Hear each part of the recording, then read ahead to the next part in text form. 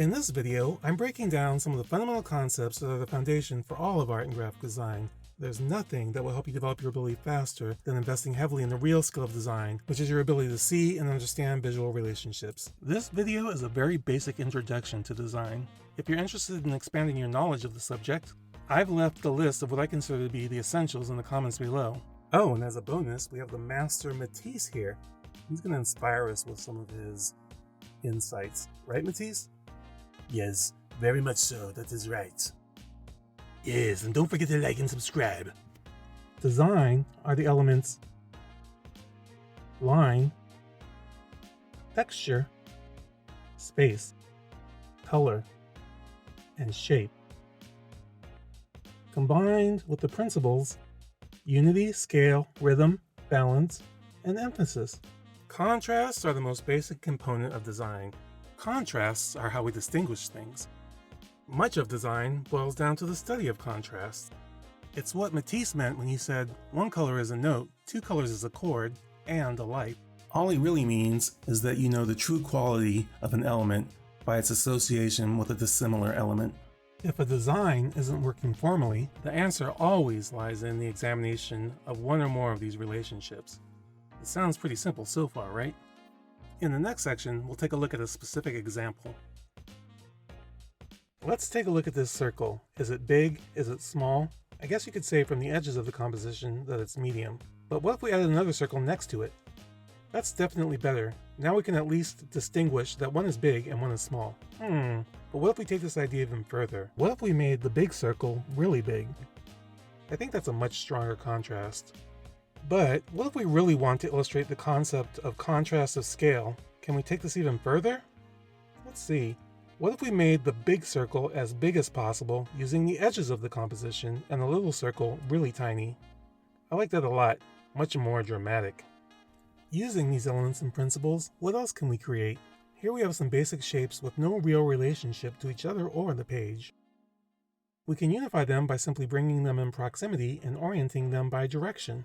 By doing this, we've demonstrated the Gestalt theory that proximity creates unity. And we've also created a really boring composition. I think we can do better, keeping in mind the other principles. Let's see, well, we can use scale, maybe think about cropping to create some interesting positive and negative spaces. Maybe separate a circle to create a focal point, keeping in mind a sense of balance and weight. Okay, I think that's pretty good. And I like the rhythm and the direction of the lines, and the positive and negative spaces that the composition is creating, as well as the fact that there's an arrow pointing to the focal point. But in the next section, we'll break down some truly great examples by some of the masters. Okay, now for the good stuff. Let's take a look at this masterpiece by Jacob Lawrence. This piece screams action. It's composed to reflect the furious energy that Jacob Lawrence saw in a construction scene.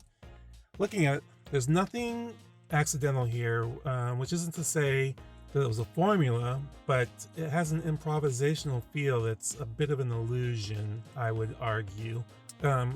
Which again isn't to say that discovery, improvisation, happy little accidents don't happen, but more at the end of the day, design awareness is what keeps them in the final composition. The sense of movement created by the objects in the composition, the planks, the tools, the bodies, really keep your eyes in constant motion, continually circling the composition really, which I diagrammed here.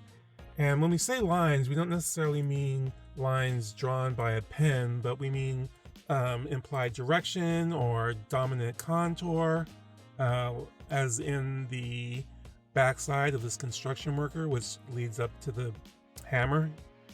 That's a line in design. The energy is also reflected in the palette, which in this case is a textbook example of a triadic harmony, simply meaning that it's dominated by three colors furthest apart on the color wheel, which in this case is red, blue, and yellow. And that's a very busy harmony, so it's perfect for this image that you want to sort of reflect like a lot of activity. And I think the red and blue also gives it a very American feel. I really couldn't picture this anywhere else but here. Also, I think that's reflected in the flag at the top. I mean, obviously, the flag at the top cinches it, but I think the dominant red and blue is definitely a nod to the fact that this is an American scene as well. And notice the placement of blacks as well. That's another type of line. The relationship between similar elements, a through line that stops at the hammer that's framed in that neutral area and is an important focal point. The tool being a symbol of building. And that's placed right above the head, which is strategically placed at the 1/3 line, a really popular place to put an element that you want to be seen in the composition. And lastly, I'll just comment on the size and variety of shapes in this image. I mean, I really think that gives it a liveliness. Similar elements create unity, but dissimilar elements are what creates excitement. So, variety creates excitement in an image. And good images are a balance between the stability of repetition and similarity, and then the contrast of variety. And you'll see this a lot. Just having a lot of interesting shapes, but are balanced, really can set your image apart. I could actually go on and on about this image, but the point here is just to communicate that you can deconstruct an image using the same techniques that Jacob Lawrence used to construct it in the first place, just by simply looking at the elements and the principles involved in putting it together.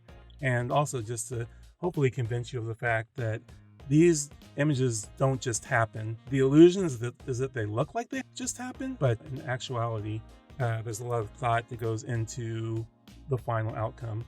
So that's it for this video. I challenge you to go out and find an image that you love and take some of these ideas, look at the elements and principles, and try and figure out how it's put together. And I would very much love any feedback you have, so leave it in the comments section. See you next time.